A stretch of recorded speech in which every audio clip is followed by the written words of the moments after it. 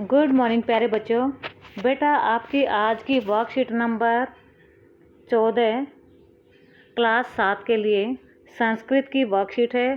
पाठ नंबर 4 से ली गई है। पाठ का नाम है हास्य बाल कवि सम्मेलनम। देखो हमारी जो पिछले हफ्ते जो वर्कशीट आई थी वो भी इसी पाठ से थी, हास्य बाल कवि सम्मेलन। उसी का अगला भाग है। हास्य बाल कवि सम्मेलन का मतलब है बच्चों के लिए हास्य कवि सम्मेलन है, यानी बच्चे छोटे छोटे बच्चे कविता सुनाएंगे जिससे हंसी आएगी। ठीक है, अब हम वर्कशीट को पढ़ते हैं। तुंदिल है, तुंदिल का मतलब होता है मोटे पेट वाला आदमी। ठीक है, तुंदिल है। तुंदिल है तुंदस्य ऊपरी हस्तम आवर्तयन, जिसका पेट मोटा है वो अपने पेट पर हाथ फेरते हुए कह रहा है, तुंदिलो अहम भो, मैं तुंदिल हूँ, मेरा पेट मोटा है। ममापि इदम काव्यम श्रूयताम जीवने धार्यताम च, मेरा भी काव्य सुनो और अपने जीवन में अपनाओ। परा अन्नम प्राप्य दुर्बुद्धे है, हे दुर्बुद्धि प्राय अन्न पाकर माम शरीरे दयाम कुरु, मेरे शरीर पर दया मत करो। परा अन्नम दुर्लभम लोके शरीराणि पुनः पुनः, पराया अन्न संसार में दुर्लभ है लेकिन शरीर बार बार मिलता है। वो क्या कह रहा है, हंसता हुआ कह रहा है कि जो दूसरे का अन्न है, दूसरा जो खाना खिलाता है, उसे पाकर अपने शरीर पर दया मत करो, यानी खाते रहो खाते रहो। क्यों? क्योंकि फ्री में मिल रहा है। क्यों बोल रहा है? क्योंकि फ्री में मिल रहा है और फ्री का खाना कभी कभी मिलता है, यह शरीर तो बार बार मिलता रहता है। सर्वे पुनः अट्ठासम कुर्वन्ति, सब फिर से हंसने लगते हैं। चारवाक, चारवाक है, चारवाक एक दर्शन है, उसमें बताया गया है कि आम आम, जो चारवाक को मानने वाला है वो क्या कह रहा है, चारवाक आम आम हाँ हाँ, शरीर से पोषणम सर्वथा उचितम, शरीर का पोषण हमेशा उचित है, यानी शरीर को जितना खाना है या शरीर के लिए जितना किया जाए उतना ही कम है, मजे करो। यदि धनम नास्ति तदा ऋणम कृत्वा अपि पौष्टिक पदार्थ एव भोक्तव्य, अगर हमारे पास धन नहीं है, पैसा नहीं है, तो भी ऋण लेकर पौष्टिक पदार्थों का खाना खाना चाहिए, यानी पौष्टिक पदार्थ ही खाने चाहिए। तथा कथयति चारवाक कवि, और चारवाक कवि क्या कहता है, यावत जीवेत सुखम जीवेत ऋणम कृत्वा घृतम पिबेत, जब तक जियो सुखपूर्वक जियो और उधार लेकर घी भी पियो। क्या कहते हैं, जब तक जियो मज़े से पियो, मज़े से जियो, और अगर मज़े करने के लिए पैसा नहीं है तो क्या करो, उधार ले लो, किसी से ऋण पे ले लो और उस ऋण का क्या करो, घी पियो उससे। क्योंकि ये मानता है, जो चारवाक है वो मानते हैं कि अगला कोई जन्म नहीं होता, इस जीवन में बढ़िया मज़े करो, खूब मज़े करो। श्रोतारः है तरही ऋणस्य प्रत्यय अर्पणम कथम, तो जो सुन रहे हैं वो बोलते हैं, अरे फिर उधार की वापसी कैसे हो, हमने ऋण लेकर घी तो पी लिया लेकिन उसको वापस कैसे करेंगे। चारवाक है श्रूयताम मम अवशिष्टम काव्यम, मेरा जो बचा हुआ काव्य है उसको सुनो। आगे क्या कहता है चारवाक, घृतम पीत्वा श्रम कृत्वा ऋणम प्रत्यय अर्पयत जन है, क्या करो उसके बाद घी पीकर और मेहनत करो, और जिससे क्या करोगे, फिर उसका ऋण चुका दो, है कि नहीं। बोल रहे हैं घी पियो लेकिन उसके बाद मेहनत करो, ये नहीं मज़े करो आराम से फिर आलस करो, नहीं। बोलते घी पीकर मनुष्य को क्या करना चाहिए, मेहनत करनी चाहिए, और मेहनत करके जिससे ऋण लिया है उसको ऋण को चुकाओ। काव्य पाठ श्रवणेन उत्प्रेरित है एक है बालक है अपि आशु कविताम रचयति हास्यपूर्वकम च श्रावयति, काव्य पाठ को सुनने से प्रेरित हुआ एक बच्चा भी आशु कविता बनाता है और उसे सुनाता है, हास्यपूर्वकम च श्रावयति, और हास्यपूर्वक सुनाता है, हंसता हुआ सुनाता है। बालक है श्रूयताम श्रूयताम भो ममापि काव्यम, एक बालक बोलता है सुनो सुनो मेरी कविता भी सुनो। क्या सुनाता है वो?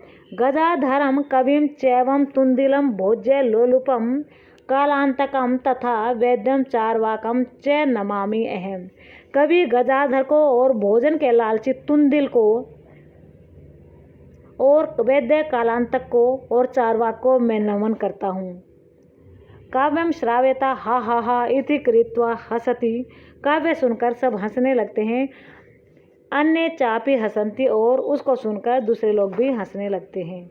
सर्वे गृहम गच्छन्ति, और उसके बाद सब घर चले जाते हैं। देखो वो बालक क्या कविता सुनाता है।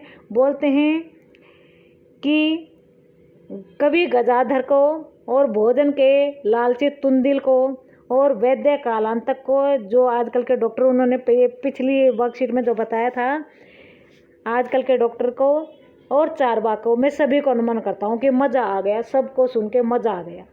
ठीक है, ये हमारी वर्कशीट थी। इसके बाद सर्वे गृहम गच्छन्ति, सब घर चले जाते हैं और ये जो सम्मेलन है वो ख़त्म हो जाता है। अब हम इसमें जो प्रश्न उत्तर हैं उनको देखते हैं। पढ़कर समझें। कुछ शब्द हैं, उनके अर्थ इन्होंने बताए हैं, जैसे परान दूसरे का अन्न, दुर्लभम दुर्लभ, अट्ठास ठहाके मारकर हंसना, ऋणम उधार लेकर, आशु कविता मौके पर तुरंत तैयार कर बनाई गई कविता। आशु कविता का मतलब होता है मौके पर, जैसे ऑन द स्पॉट बोलते हैं ना, ऑन द स्पॉट कंपटीशन होता है कि आपको उसी टाइम आपको प्रिपेयर करना है कविता या कहानी और तब सुनानी, उसको कहते हैं आशु कविता। अब हम पहला क्वेश्चन करते हैं। एक पदेन उत्तरत, एक पद में उत्तर देना है। एक पद का मतलब होता है एक वर्ड में उत्तर देना। तुंदिल है कश्य ऊपरी हस्तम आवर्तेति। जो तुंदिल है, जो मोटी तोंद वाला है, वो किसके ऊपर हाथ फेरता है?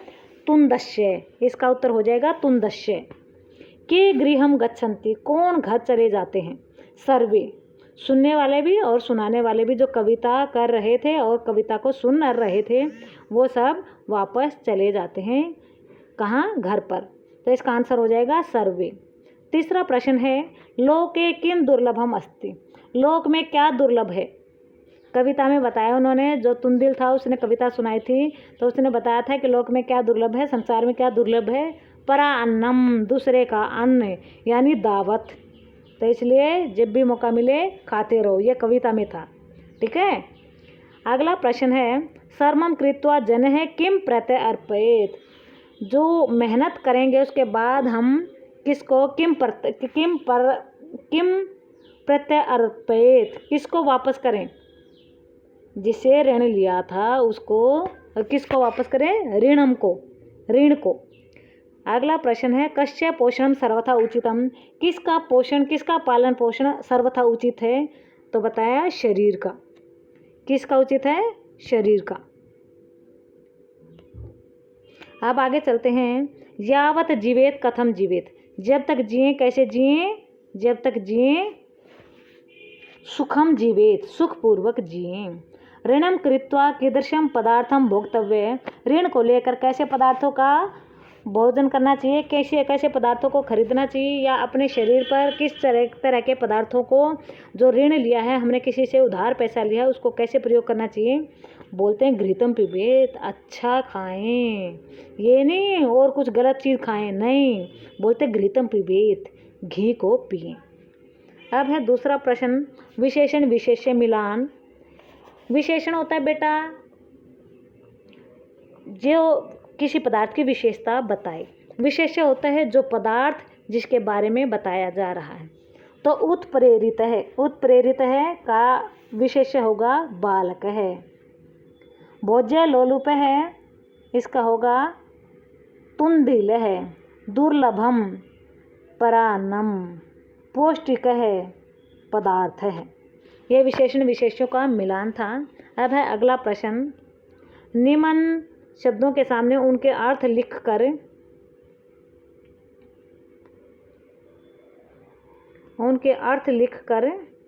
पाठ में से खोज कर लिखने हैं। संस्कृत में शब्द दे रखे हैं, उनके हिंदी में अर्थ लिखने हैं। हस्त है का होगा हाथ, श्रम है परिश्रम, अवशिष्ट है बची हुई अर्थात शेष, लोके संसार में, घृतम घी, घृतम घी, श्रम है परिश्रम। तो श्रम है दो बार आया है, दोनों का अर्थ सेम है। अब आगे है